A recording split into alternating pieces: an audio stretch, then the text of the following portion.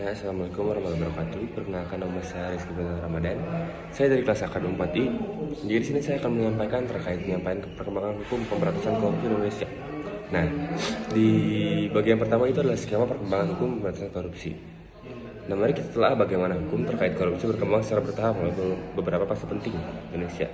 Di fase awal itu pada tahun 1950-an itu fokusnya pada pemulihan aset. Jadi pada masa ini korupsi dilihat sebagai ancaman terhadap ekonomi negara. Jadi pengaturan hukumnya berbasis pada peraturan penguasa militer dan peraturan penguasa perang pusat. Nah, inti dari regulasi ini adalah pembentukan badan pemilik harta benda yang bertugas untuk mengambil alih dan memulihkan aset negara yang hilang akibat praktik koruptif. Namun, regulasi ini hanya berfokus pada mekanisme perdata dan belum secara jelas mengkriminalisasi korupsi. Nah, sehingga tidak mampu mengatasi kasus yang semakin kompleks. Nah, jadi itulah mengapa perubahan regulasi menjadi perlu. Nah, kita lanjut pada fase kedua, itu adalah pada fase Orde Baru, tepatnya pada tahun 1970-an sampai dengan 1990-an. Di fase ini tuh fokusnya terkait pada integrasi dalam KUHP. Nah, jadi pada tahap ini muncul UU Nomor 3 tahun 1971 tentang pemberantasan korupsi yang mengintegrasikan korupsi ke dalam kitab undang-undang hukum pidana. Dan juga korupsi juga mulai dikenali sebagai tindak pidana yang merusak tata pemerintahan dengan aturan pemidanaan yang lebih jelas. Namun pelaksanaannya sering terpengaruh oleh faktor politik sehingga tidak dapat menangani kasus korupsi skala besar yang melibatkan pejabat tinggi. Nah, jadi hal ini juga yang menjadi dasar untuk melakukan penyempurnaan regulasi selanjutnya. Jadi selanjutnya juga itu di fase ketiga itu ada fase reformasi pada tahun 1999 sampai dengan tahun 2002. Di fase ini adalah fase pembentukan UU Tipikor dan KPK. Nah, jadi pasca reformasi 1998 itu tuntutan akan penegakan hukum yang ada semakin kuat. Maka dari itu lahirlah juga UU Nomor 31 tahun 1999 tentang pemberantasan tindak pidana korupsi yang kemudian diubah menjadi UU Nomor 20 tahun 2001. Serta membentukkan Komisi Pemberantasan Korupsi yaitu KPK berdasarkan Undang-Undang Nomor 30 tahun 2002. Regulasi ini memperluas ruang lingkup korupsi hingga mencakup gratifikasi dan benturan kepentingan serta memberikan kemandirian kepada KPK.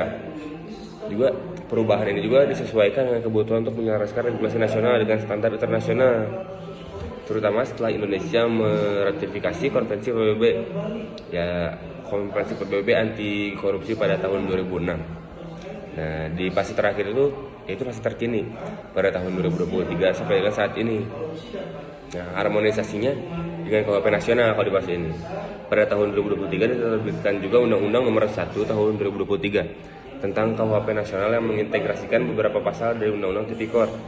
Saat ini juga sedang dilakukan upaya revisi kedua Undang-Undang Tipikor untuk mengakomodasi seluruh ketentuan Konvensi PBB anti korupsi yang belum tercakup. Nah, seperti pengaturan korupsi lintas batas dan perlindungan terhadap pelapor.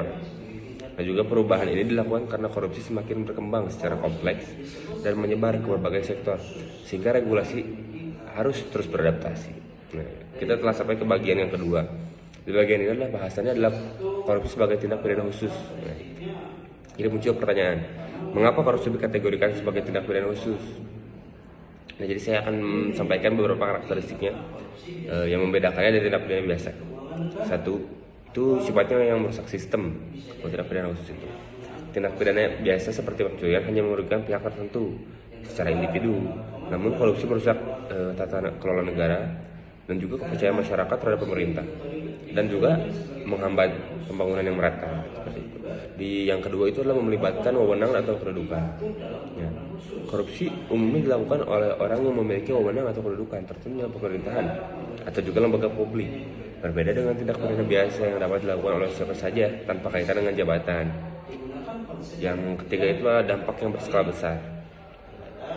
Korupsi dapat menyebabkan kerugian negara yang sangat besar, mempengaruhi akses masyarakat terhadap pelayanan publik seperti pendidikan dan kesehatan, serta juga merusak citra negara di mata internasional. Yang keempat itu adalah penyelidikan yang lebih kompleks. Nah, kasus korupsi sering melibatkan kolusi antar pihak, dokumen palsu dan transaksi yang tidak transparan, sehingga membutuhkan lembaga khusus dengan keahlian dan kemandirian untuk menyelidikinya. Makanya itu tadi yang terbentuknya KPK. Di bagian ketiga kita akan membahas kaitan dalam perilaku koruptif dalam kehidupan nyata. Jadi adalah berikut kita kasih perilaku koruptif dan bagaimana ia memenuhi unsur tindak pidana korupsi. Satu mungkin yang kalian tidak asing adalah suap menyuap ya. Contohnya seperti seorang pengusaha memberikan uang kepada pejabat pemerintah agar izin usaha yang diajukan dapat diproses lebih cepat atau disetujui meskipun tidak memenuhi syarat. Nah seperti salam tempel atau amplop yang lainnya. Juga ada unsur korupsi yang terpenuhinya di kasus tersebut adalah ada pemberian atau penerimaan sesuatu yang bernilai dengan tujuan untuk mempengaruhi pelaksanaan tugas resmi pejabat yang menyebabkan kerugian bagi negara atau keuntungan tidak wajar bagi pihak tertentu. Yang keduanya ada pungutan liar. Nah contohnya seperti seorang petugas keamanan di pelabuhan meminta uang tambahan kepada supir truk sebelum memperbolehkan kendaraannya masuk, padahal biaya resmi sudah dibayar gitu. Nah, jadi unsur dalam korupsi yang terpenuhi tadi adalah penyalahgunaan wewenang jabatan untuk meminta atau menerima sesuatu yang tidak sesuai dengan ketentuan peraturan perundang-undangan yang menyebabkan kerugian bagi masyarakat atau pihak terkait. Nah, kita kasih contoh yang ketiga adalah pemberian komisi tidak resmi. Contohnya seorang pejabat yang bertugas dalam proses tender proyek pemerintah memberikan informasi rahasia kepada salah satu peserta tender dan menerima komisi dari perusahaan tersebut setelah menang tender. Nah jadi adalah unsur korupsi yang terpenuhinya kolusi antara pejabat dan pihak swasta, penyalahgunaan informasi resmi, serta penerimaan keuntungan tidak sah yang menyebabkan proyek tidak berjalan secara adil dan mungkin menghasilkan kualitas yang rendah serta kerugian negara. Yang keempat adalah penyalahgunaan jabatan.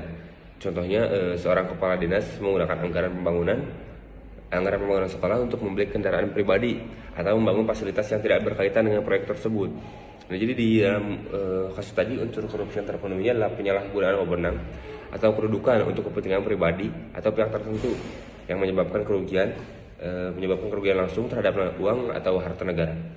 Jadi dari paparan tersebut juga dapat kita simpulkan bahwa pengaturan hukum pemberantasan korupsi terus berkembang seiring dengan kompleksitas kasus korupsi dan tuntutan masyarakat akan pemerintahan yang bersih dan akuntabel. Korupsi bukan hanya kejahatan yang merugikan secara finansial, tetapi juga merusak fondasi demokrasi dan kesejahteraan masyarakat. Sekian penyampaian saya pada hari ini. Semoga informasi ini dapat bermanfaat bagi kita semua dalam memahami pentingnya peran hukum dan memerangi korupsi. Saya Rizky Ramadan, pamit undur diri. Assalamualaikum warahmatullahi wabarakatuh.